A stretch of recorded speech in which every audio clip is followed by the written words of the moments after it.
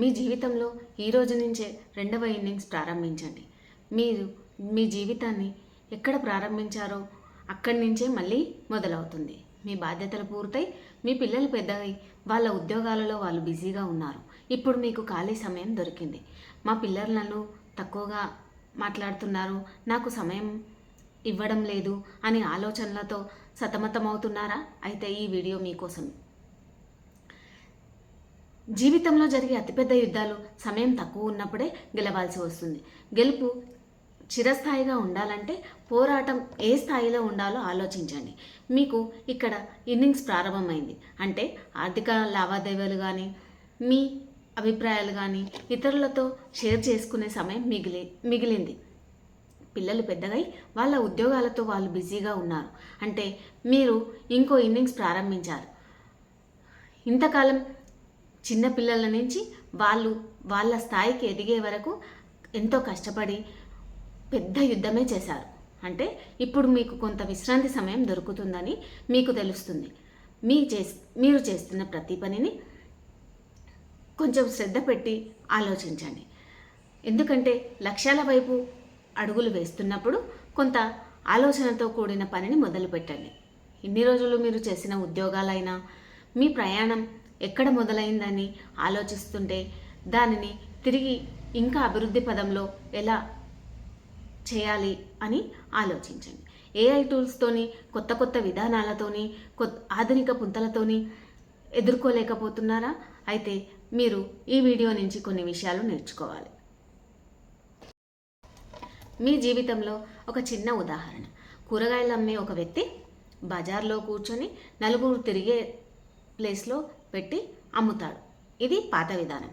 ఇప్పుడు అదే వ్యక్తి ఒక కిరాణా షాప్ ముందర పెట్టి అమ్ముతాడు. అది కొంత ముందడుగుతో వెళ్ళింది. ఆ తర్వాత డిజిటల్ మార్కెట్ అంటే ప్రతి వస్తువు మీ ఇంటికి మీ ముంగిట్లోకే వస్తుంది. అంటే దీనికి అంతా ఆధునికత అంటే కొత్త విధానాన్ని ఉపయోగిస్తున్నారు. అంటే మీకున్న నైపుణ్యాలన్నీ కొత్త విధానంతో మీరు ఎలా ముందుకు తీసుకువెళ్ళవచ్చు, దాని ద్వారా మీరు ఏ రకంగా అభివృద్ధి చెందవచ్చు, దాని ఇన్కమ్ సోర్స్ ఏ విధంగా ఉంటుంది అని మీ ఆలోచనలు పదును పెట్టండి. ఇంతకాలం మీ చదువు, మీ నైపుణ్యం, మీ అనుభవంతో కూడిన విద్యను ఇక్కడ ప్రదర్శించండి. ఇన్ని రోజులు జీవించిన జీవితంలో 40 ఏళ్ళు వచ్చిన తర్వాత స్త్రీ శరీరంలో చాలా మార్పులు వస్తాయి. ఆ మార్పులతో పాటు మీకు మానసికంగా కొంత ఇబ్బంది కూడా అనిపిస్తుంది. పిల్లల నుంచి ఉద్యోగాల వైపు నుంచి చిన్న చిన్న సమస్యలు ఎదుర్కొంటున్నా మీ వరకు తీసుకురాకుండా వాళ్ళ అనుభవంతో కూడిన జ్ఞానాన్ని మీకు అందించారు కదా, ఆ జ్ఞానాన్ని మీ ముందర మీకు ఇబ్బంది కలగకుండా చూస్తున్నారు. అయినా సరే మీకు మానసికంగా రోజు అమ్మ అమ్మ అని పిలిచే పిలుపులు కొంత దూరమైనట్లుగా, నీ చుట్టూ తిరిగే వారి సంఖ్య తగ్గినట్టుగా, నీ విలువ తగ్గిపోయిందేమో అన్నట్టుగా మీకు అనిపిస్తూ ఉంటుంది. కానీ అది కాదు. మీ విలువ మీరిచ్చిన అనుభవం వాళ్ళ జీవితంలో ఇక్కడ ఉపయోగపడుతుందని గుర్తించండి. మీ విషయాలు, మీరు నేర్పిన విషయాలు, నైతిక విలువలు, చిన్న చిన్న పనులలో జ్ఞానాన్ని ఎలా ఉపయోగిస్తున్నారని వాళ్ళు వచ్చి కూర్చొని మీకు చెప్తున్నప్పుడు మీకు తెలుస్తుంది. కానీ వాళ్లకు అంత సమయం ఉండదు, మీతో కేటాయించలేకపోతున్నారు. కాబట్టి మీరు దాన్ని దృష్టిలో ఉంచుకొని మీ విలువైన సమయాన్ని ఇంకో దగ్గర మొదలుపెట్టండి. ఆర్థిక లావాదేవీలు కానీ, లేదా మీరు ఏదైనా బిజినెస్ స్టార్ట్ అవ్వాలనుకున్నా కానీ, లేదా మీ విద్యను ఇంకో నలుగురికి పంచాలనుకున్నా సరే, అది ఎక్కడ ఏ విధంగా వినియోగించాలో మీ ఫోన్ ద్వారా మీ దగ్గర ఉన్న పెద్ద ఆయుధం ఏంటిదంటే అనుభవంతో కూడిన జ్ఞానం. ఈ రెండింటికి పదునైన శక్తిని ఇస్తే అది కత్తి వలె బాగా పనిచేస్తుంది. నేను ఇక్కడ ఒక చిన్న కథ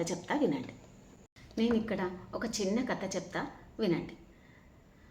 ఒక ఋషి ఒక 4 సంవత్సరాల తపస్సు పూర్తయి ఆశ్రమంలో పిల్లలందరికీ విద్య నేర్పిస్తూ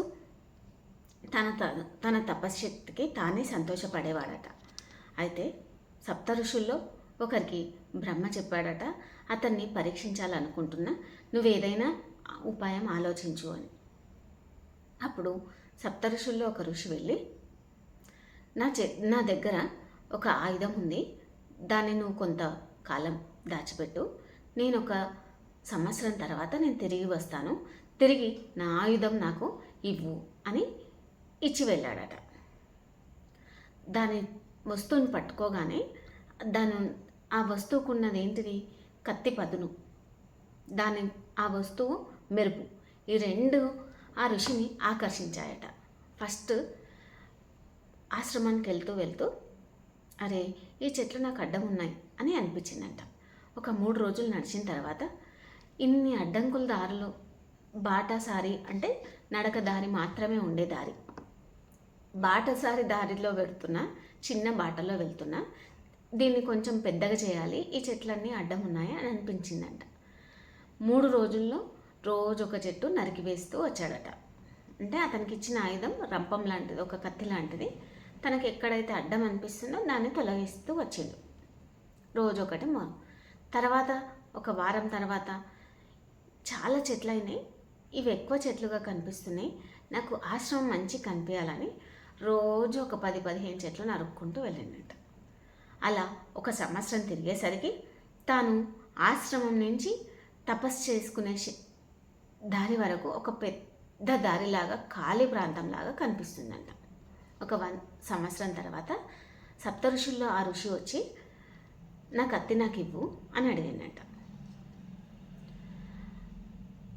ఎలా ఉందో అలాగే ఉందా, దానిలో ఏమైనా మార్పు వచ్చిందా అని ఋషిని అడిగితే అలాగే ఉంది, ఇస్తాను అని ఆశ్రమంకి తీసుకెళ్ళి ఆ కత్తిని చూపించాడట. లేదు, నేను ఇచ్చిన దానికంటే దీని పదును తగ్గింది, నువ్వేం చేసావు అని అడిగాడట. తప్పైంది ఋషి గారు, నేను నిజంగానే దీన్ని వాడాను, రోజు నాకు దాని మెరుపు ఆకర్షించింది, కాబట్టి నేను నడిచే దారిలో నా శిష్యులు కనిపించాలని రోజు కొన్ని చెట్లు నరుకుతూ వచ్చాను. ఇప్పుడు అది నాకు ఒక మంచి రహదారిగా ఏర్పడింది, మీరు వచ్చిన దారి అదే అని చెప్పాడట. అవును, నీకు ఆలోచన శక్తి ఉందా, నువ్వు తపస్సంపన్నుడివేనా అని అడిగాడట. నాలో ఏం లోపం జరిగింది అని ఋషి ప్రశ్నించాడు. అప్పుడు ఆ ఋషి చెప్పాడట, మనము మన మానసిక స్థితిని అదుపులో ఉంచాలి. నువ్వేం చేసావు, దాని మెరుపుదనాన్ని చూసి ఫస్ట్ ఒక చెట్టు, తర్వాత 2 చెట్లు, తర్వాత నీ దారి మొత్తం చెట్లను నరికేశావు. ఒక తపస్సంపన్నుడు ఒక చెట్టుని చంపేయవచ్చా? ఇది నీకు తప్పుగా అనిపించడం లేదా అని ప్రశ్నించాడట.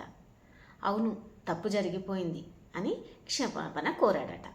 అంటే చూడండి, ఎంత పెద్ద తపస్సంపన్నుడైనా సరే తను చేసే పని ఏదైనా సరే, ఏదైనా ఒక ఆకర్షణ శక్తితో ఉన్న వస్తువును చూస్తే తనకు తెలియకుండానే దానివైపు లొంగిపోతాడు. అలాగే మీకు ఇష్టమైన లక్షణం ఏదైతే ఉందో దానివైపు మీరు మగ్గు చూపండి. అప్పుడే మీ నైపుణ్యం వైపు కొత్త విధానాలతో అడుగులు వేయండి. మేము మహిళలము, మేము ఇది చేయలేము, మా వల్ల కాదు అనే ఆలోచన కూడా మీ దరిదాపుల్లోకి రాకూడదు. తెలియకపోతే తెలుసుకోండి. మీ చేతిలో ఉన్న పెద్ద ఆయుధం ఫోన్లో మీకు చాట్‌జీపీటీలో, జెమినైలో, యూట్యూబ్లో దొరకని వస్తువు అంటూ లేదు. అంటే మీరు ఏదైతే నేర్చుకోవాలని అనుకుంటున్నారో దానికి సంబంధించిన ప్రతి విషయం అందులో కనిపిస్తూ ఉంది. వెతకండి, దొరకనిదంటూ ఏది ఉండదు. సమయం నీకు ధైర్యం ఇవ్వాలే కానీ శత్రువు అవ్వకూడదు. ఇక్కడ మీకు సమయం దొరుకుతుంది అంటే ఆ సమయం మీకు పెద్ద ధైర్యం. ఆ ధైర్యం ఏంటి అంటే మీ చేతుల్లో ఉంది. ఫోన్ కానీ, టీవీలో కానీ, రకరకాల గ్యాడ్జెట్లో కానీ మీకు ఆకర్షణీయంగా ఉన్నవి, మీకున్న నైపుణ్యాన్ని, అనుభవాన్ని, ఆర్థికత స్తోమతను బట్టి మీరు ఏదో ఒక పని మొదలు పెట్టండి. ఇది మీకు 2వ ఇన్నింగ్స్. మీ జీవితంలో ఇది 2వ స్టెప్. మీరు చేసిన యుద్ధాలన్నీ అరిగిపోయాయి. జీవితంలో జరిగే అతిపెద్ద యుద్ధాలు సమయం తక్కువ ఉన్నప్పుడే గెలవాల్సి వస్తుంది. గెలుపు చిరస్థాయిగా ఉండాలంటే పోరాటం ఏ స్థాయిలో ఉండాలో ఆలోచించు. అంటే నీ యుద్ధం అంతా పిల్లలతో పూర్తయింది. యుద్ధం పూర్తయినాక రాజ్యము సుసంపన్నంగా, సుభిక్షంగా ఉండాలి. అంటే నీ ఇల్లు ఎప్పుడు సిరి సంపదలతో ఉండాలంటే నువ్వు నీ 2వ ఇన్నింగ్స్ ప్రారంభిస్తూ సంతోషకరమైన జీవితాన్ని గడపాలి. సమయం దొరికింది కదా, రిలాక్స్ అవుదామని నువ్వు అనుకుంటే తర్వాత నువ్వు రిలాక్స్ అవ్వడానికి రోజు ఒక టెన్షనే ఉంటుంది. నీ నీడ కూడా తోడు రాని చోటు అయినా నీది కానీ రోజు నువ్వే గెలవాలి. అనుకున్నప్పుడు గెలిచి తీరాల్సిందే. అంటే నువ్వు ఇప్పుడు అనుకుంటున్నావు, అంటే నువ్వు ఖచ్చితంగా నువ్వు అనుకున్న పనిని చేసి తీరాల్సిందే. నీ తోడు ఏది నీడ కూడా రాదు. అంటే నీకు ఇప్పుడు సమయం ఉందని, నీకు నలుగురు ఉన్నారని, నీ ఆలోచనలు గొప్పగా ఉన్నాయని, నీతో అందరూ నీ గుంపుగా మాట్లాడుతున్నారని అస్సలు అనుకోకండి. ఎవరు మీ ముందర ఉన్నట్టు మీ వెనకాల ఉండరు. మీ ముందర ఉండి నువ్వు చాలా గొప్పవాడికి, నీకు చాలా డబ్బు ఉంది, నీకు చాలా ధైర్యం ఉంది, నీకు చాలా లక్షణాలు ఉన్నాయి అని చెప్తారే కానీ, నువ్వు ఎప్పుడైతే నీ వీపు కనిపిస్తుందో ఆ మరుక్షణం వాళ్ళ నోటి నుంచి అన్ని వ్యతిరేకపు మాటలే ఉంటాయి. నీకు ఇప్పుడున్న బంధువులు, స్నేహితులు తర్వాత నీ జీవితంలో ఉండరు. అందుకని నీ లక్ష్యం వైపు నువ్వు అడుగులు వేస్తే, నీ ఆలోచనలను మొదలు పెడితే, అర్ధరాత్రి ఆలోచనలు అలజడి, నీ పట్టపగటి పోరాటాల పెట్టుబడి ఎప్పటికీ వృధా చేయదు. అంటే నీ పనిని వృధా చెయ్యనియదు.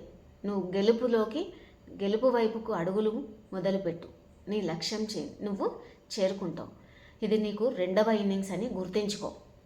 నువ్వు చేస్తున్న ప్రయాణం చాలా నిబద్ధతతో కూడిందై నిర్ణీత కాలంలో చేసినప్పుడు నీ గమ్యాన్ని నువ్వు చేరుకుంటావు. నీ గమ్యం చేరుకోవాలంటే నువ్వు లక్ష్యాల వైపు అడుగులు వెయ్యి. నీ సమయం దొరికిన దాన్ని వృధా చేయకు. వృధా చేస్తే నీకు మిగిలేది శూన్యం. ఇది గుర్తించి మీ జీవితాన్ని 2వ ఇన్నింగ్స్ని ఆర్థిక లాభాల వైపు, ఆధునికత వైపు మలుచుకో. అప్పుడే నీ జీవితం బాగుపడుతుందని గ్రహించు. ఉన్నత స్థాయికి ఎదుగు. విశ్రాంతి సమయాన్ని ఎంత అవసరమో అంతే తీసుకోండి. ఎక్కువ విశ్రాంతి కూడా శరీర అలసటకు కారణమవుతుందని గుర్తించండి. మీ జీవితంలో జరిగిన సంఘటనలు కానీ, మీరు నాతో ఏమైనా చెప్పాలనుకున్నా కానీ, మీ చుట్టుపక్కల విషయాలు కానీ నాతో షేర్ చేయాలని అనుకుంటే కింద కామెంట్స్ రూపంలో తెలపండి. మీకు ఈ వీడియో కనుక నచ్చినట్లయితే లైక్ చేయండి, షేర్ చేయండి, సబ్స్క్రైబ్ చేయండి. Press the bell icon. మీ మీద SR creations. Thank you all.